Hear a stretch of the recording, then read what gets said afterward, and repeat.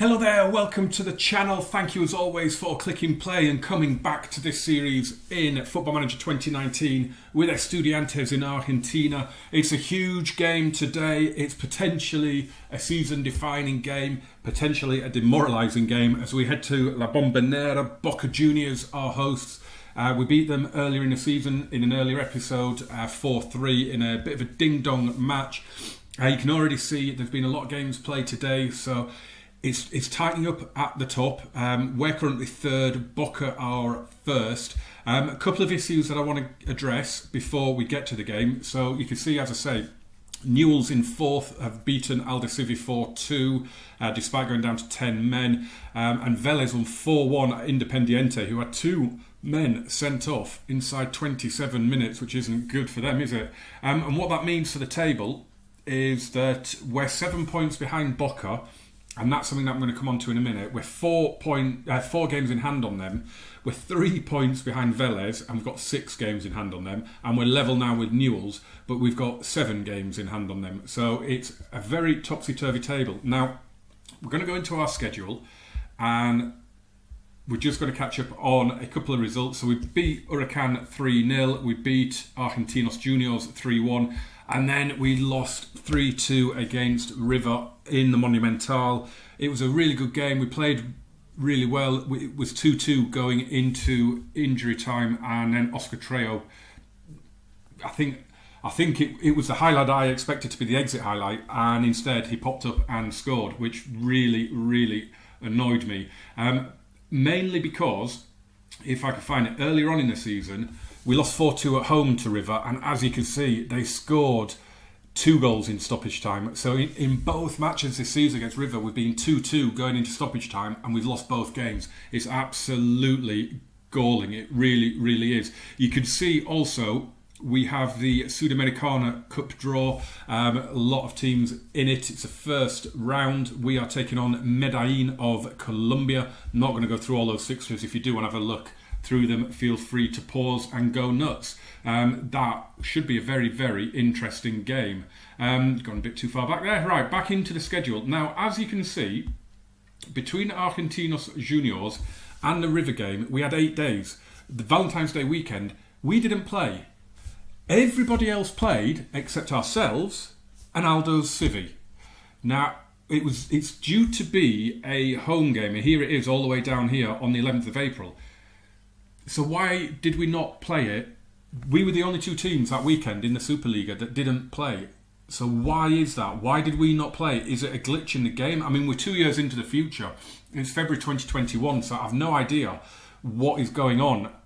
Why we are so far behind in terms of games played. You may remember on the Barcelona save on FM19, we had this, didn't we? Where we had weekends where we were as a Champions League club, we were playing a team that were playing in the Europa League, and just the way it went meant we couldn't play the game because we couldn't play on the Saturday because they'd already played on the Thursday, or we couldn't play on the Sunday because we were due to play the following Tuesday, and we just ended up with 6 or 7 games in hand. It was ridiculous, and it's happened here, and I don't understand why.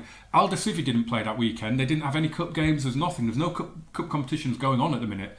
So I really don't understand what is happening to give us so many games in hand. And what it does mean is, not long ago, we were the overwhelming favourites to take the title. And if we lose today, we'll be 10 points behind Boca. We will have 4 games in hand, but we're going to have to win all 4 just to catch them. They are just relentless at the minute, and it's really frustrating. I mean, it's looking as though by default we're going to finish second, and it's going to be really frustrating. If we win today or even get a draw, then I would make us very, very strong favourites to win the title. But as you said at the start of the video, this is season defining. Match preview time. Obviously Boca are favourites at 6-4. We're 13-8, so there's not an awful lot between us. That puts us at 6.5-4. So they are kind of thinking that we might get something out of this game. We've won 3 out of our last 5. They've won their last 2 after a little bit of a dodgy run. One thing I didn't mention is that Patronato finally won a match. They beat Huracan 3-0 on Valentine's Day. It's their first win. And amazingly, they're not out of it, are they? They've been picking up the odd point. They've got 8 draws. And all of a sudden, they're not actually out of it. You see here, they've picked up another draw at Lanús. They should be a lot further adrift than they are. You never know. Can they do it? Anyway, back to the match in hand. Jorge Balinho is the referee. 20 matches refereed, 3 red cards, 41 yellows. But as we seem to do, we always seem to manage to get the referee way above his average. So this is a team we're going with. There's a little bit of youth in there with the likes of Matias Ruiz Diaz and Matias Pellegrini, and obviously God up front, and there's some experience as well. I was going to play Enzo Galabert on the right wing, but Fernando Zucchi does generally play pretty well there, so we're going to go with him. And you can see the little partnerships are forming quite nicely between the centre-backs, the centre-mids and the wingers, and Casquet and Gatti as well. So there are little partnerships everywhere now. The team chemistry is really, really starting to build. I'm not confident ahead of this game. I'm really, really not. I honestly think Boca are going to absolutely destroy us. I think this is going to end up being 3 or 4-0. I really genuinely do. I don't know what it is. We just seem to be struggling just to get over that line. As I say, a few weeks ago in the season, we were really looking like it was going to be our title, and all of a sudden it seems to have just fallen away from us without it being our fault. I know we've got a lot of games in hand, but we've got to win those games. And when we're going to be playing every couple of days like we are in March, that's going to be really, really tough. So we're going to get into the boys. You might have seen there in the Boca team, Pablo Piatti has joined them on loan. I was going to go in for him, and I opted against it, and I probably shouldn't. I should have probably gone in for him. You know full well that he's going to be the architect of our downfall today. I'm really, really not. It's taken. I'm recording this the day it comes out. I'm recording this on Friday, and I haven't touched this save since Tuesday because I lost that game against River, and it just floored me. It just absolutely killed me. It killed my enthusiasm for the game, for the save, for the channel, for everything. It just destroyed me totally. But we've had a couple of days off, and I am ready to go now. I'm really wanting to get past this match, and just go out there, and get forward in the season now, and just try and do our best. I mean, it's still in our own hands to a certain degree if we do lose today, because if we won those 4 games in hand, we would be above Boca as long as we match them in the other games. But let's hopefully get a positive result out of this one and keep ourselves on the front foot. Casquet will take this corner. It's the first highlight of the match. It's headed away though. Fernando Zucchi will chase it down and give it to Ruiz Diaz. Zucchi's made a little run there. A little bit of interchange between the two, and Ruiz Diaz now. Is he going to play Mario Gatti? He is. Gatti shoots. Good snapshot. Good save by Andrada. That was the first sighting of goal that we've seen on camera. They've had a shot on target. I have no idea who had that. So we've gone with a balanced mentality as well today, just to... It went down well in the pre-match tactical briefing as well. I said balanced mentality. They were happy with that. I find it's been working quite well recently. We seem to create a lot more, and we seem to play a lot better with a balanced mentality. I mean, I still generally go with a positive to begin with, and then if it's not really going that well, I'll drop it back to balanced. And it always seems to bring us into the game a bit more. So it does seem to be working very, very well for us at the moment. Here's Ruiz Diaz with the cross. Can't beat the first man, but he gets it back. Luckily, and Mario Gatti is in. And Mario Gatti has scored. And you have to say, put the stats to one side, in terms of what we've seen for highlights, we deserve to be in front. It's a brilliant goal. The first cross from Ruiz Diaz here was headed away by Magayan, but straight back to Ruiz Diaz, and it's a lovely ball in. And Mario Gatti just scores with any foot or his head. He doesn't care. The ball always ends up in the back of the net. We're going to see the little offside thing here. Never, not even close. Not even close. It's a good goal. It's 1-0. Alassa with the free kick. It's brilliant. It's in. It's Lucas Alassa, who used to play for Estudiantes for me on FM19. I think he did in real life as well. I don't think I bought him. It's a brilliant free kick. Sapa had no chance. It wasn't quite in a corner, but it was brilliant. It's 1-1. It's a poor scoreline for us now again. Ramon Abia as well. He's the top scorer in the division. I think he's 5 or 6 clear of Mario Gatti now as well. And he's not had a sniff that we've seen as yet. And you just know that his moment is coming. Well, the game has shot forward into stoppage time. There's been no highlights at all. I mean, the first game wasn't brilliant. It ended up 4-3 to us, but pretty much all the highlights were the goals, weren't they? As Magalan stops that ball getting through to Mario Gatti, but Pellegrini's picking it up, going all the way, and he's tackled on the edge of the box. He hasn't got a right foot, really, has he? And here is Piatti, who I mentioned before the game. Plays it to Reynoso, and the shot is tame, and Sapa saves. But that is, there's been 15 shots, 16 shots in the game. And we've only really seen 2 or 3 highlights as well. So that is the scoreline at half time. It is 1-1. Lucas Alava, he wasn't at Estudiantes in real life. So he is a player that I signed in FM16. Look at him, brilliant player. I don't remember him being a free kick expert when I had him though. But yeah, it was one that I signed then in FM16, and he was brilliant. I loved him. Right, we're going to stay calm, and I'm going to say we deserve to win, actually. So go out there and do it. I think we do. Other than that last shot there and the goal, we've not seen any highlights from Boca. We've only seen 3 of ours. We had a free kick, didn't we, and the goal, and that's about it for us. So yeah, it's been a very, very poor half. But I would take a draw. I just got to avoid defeat today. That's the aim of the game for today, is get something out of the match. Andrada has the ball now, strolling out of his penalty area, then launches an absolute up and under. It's loose in midfield. Reynoso's picked it up, played it out to Sebastian Villa. In it goes, and Pablo Piatti. What did I say before the game? I said he'd be the architect of our downfall, and up he pops with a goal at the far post, and Boca lead, and our season may just be collapsing around us. It is a horrible start to the second half. Jara takes the throw. Estevez will clear though, and again Izquierdos this time gets the header to stop the ball getting through for Mario Gatti. And there's Ramon Abia. I told you he'd get a goal. It's his 30th of the season, and we are absolutely sinking here. What is going on? They have had an absolute rocket at half-time, I imagine, from their manager Scalotto. He must have torn strips off them, because they scored 2 in 2 minutes now. Marlon, come on, let's get a quick goal back, boys. Campi to Estevez, and now Pellegrini.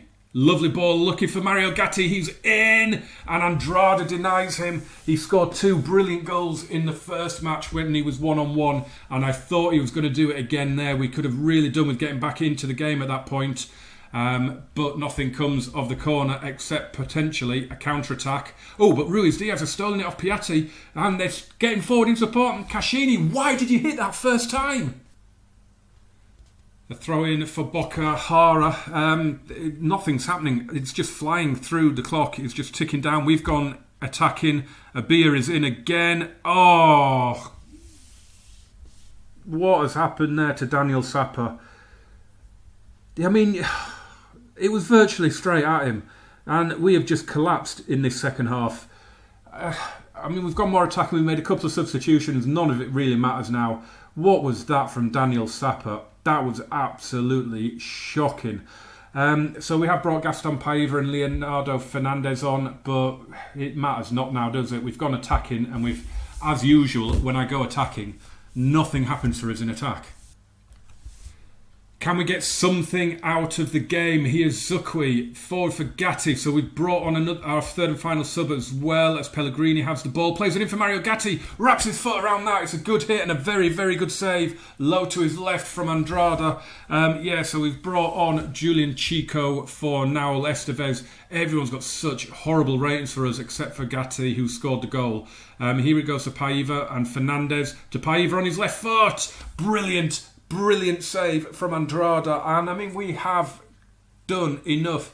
They've been clinical a little bit in front of goal, helped along by some shocking goalkeeping from Daniel Sapa, But, you look at the stats, we have matched them today, and it is definitely not a 4-1 match. It really isn't.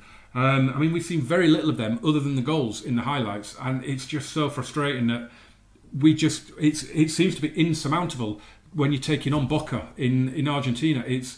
I can't get anywhere near them hardly. All right, we beat them in the last match, but I knew this was coming. I knew we were going to get hammered today. I don't think it would have mattered what tactic we played. As Alan Ruiz gets in, makes it 5. I don't think it would have mattered what tactic we played today. We were always going to get hammered. You just know it, don't you? You just know it's going to happen. It's the same when you're playing in Ligue 1. You know that you're going to get smashed by PSG no matter who you're playing as. It's the same, I suppose, playing in Premier League when you're going away to Arsenal or Man City or Man United. You know you're going to get hammered. There's nothing you can do about it. That's how it almost feels. I was defeated before we even kicked off in this match, mainly because of what happened in the last game against River. But this has now become totally embarrassing. But it's an embarrassing scoreline. But it's going to be 6. They're streaming forward again here, and Sapper's finally decided what his hands are for. But we've done okay. We've matched them today. Their keeper's got 7.5, which tells you everything you need to know. But look at our ratings, 6.2, 6.2.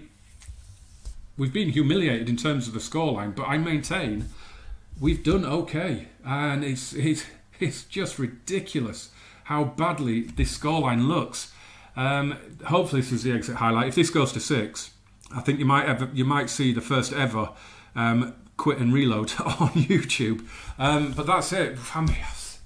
I'm going to have to go in now and tell them that they were awful. Because we've been hammered. There's no other thing I can say about it. I can't say I'm pleased with your performance. I can't say you gave it your best. I've got to go in and we're challenging for the title and we've lost 5-1 at a rival. I've got to be aggressive, and I've got to say I'm far from pleased, because that was shocking, and I think Daniel Sapper is going to be sitting out a few games now. That embarrassing defeat has almost left us needing snookers now. As I say, we've got 5 games in hand on Vélez, so you would imagine that second place is virtually guaranteed. Just by virtue of the fact we've got 5 games in hand, you've got to say that we're going to finish second, if nothing else. Like I say, we can, if we win all 4 games in hand, we will go above Boca, as long as we match Boca when they're playing as well. But 2 massive defeats in a row to River and to Boca it's awful. It really, really is. You can see there Ramon Abia is on 29 league goals now. Mario Gatti is on 20. But I'm really demoralised. The good thing is Boca start their Copa Libertadores group stage games in March. So hopefully that will make them take their eye off the ball a little bit in the league, and we can maybe chip away at that lead. We start our Sudamericana campaign, but not until the 31st of March, which will be our 10th game of the month. Brilliant. To be fair, Boca do have 10 games as well, 8 of them in the league and 2 group games. The Sudamericana is not a group stage, it's just 2 legs, as you saw at the start when we showed the draw. It's the first round, home and away, it's the second round, 2 legs. It stretches all the way through. It runs in a calendar year. So it runs, whereas the Libertadores doesn't quite run like that, I don't think. Or they must do now, because there was a point when I'm sure the Libertadores used to run a bit like the Champions League in a European style format. But it looks like it's going to be done this year as well now. So it's very, very strange. I'm still getting my head around South America. I really, really am. I'm loving it though. I am loving it. Oh no. I've just realised our next game is now Newell's away. Oh, it's our final away game of this ridiculous run of, 6 away games. So if we do win at Newell's, we'd have 3 wins in those 6 away games, which wouldn't be too bad, considering 3 of them were at Vélez, River and Boca. And then we've got a good stretch of home games coming up at the end of March. We've only got 2 away games in March, so that'd be good. We've got Patronato coming up, so hopefully Bert didn't jinx that a few weeks ago when he said we'll probably lose to them. They've already won a game now, Bert, so hopefully we can revert to type and beat them. What am I looking for out of that game against Newell's then? It's such a big game now, isn't it? We've got to go there and win that. So that's going to be interesting. I'm not going to guarantee what game I do next. It might be all the way down to Medellin. As I say, I'm recording this on Friday, so I'll probably be recording Monday's episode probably on Sunday at some point. So if possible, I'm just going to get all the way through to that Medellin game. If not, it'll be one of the league games somewhere here. But as I say, I'm not going to make any promises. We're approaching the business end of the season now. I just want to smash through and get to the good stuff. So yeah, I mean, you saw a lot of goals today, guys. You saw 6, 5 of them in the wrong net, but smash that like, even if it's out of sympathy. Smash the dislike, I don't care. It all goes towards the algorithm, so do that for us. The main thing is that you subscribe and turn on those notifications so you know when the video drops. And jump in the comments and the description, everything there that you need to know. And I will see you on Monday. Have a great weekend, guys, and I will speak to you soon. Adios.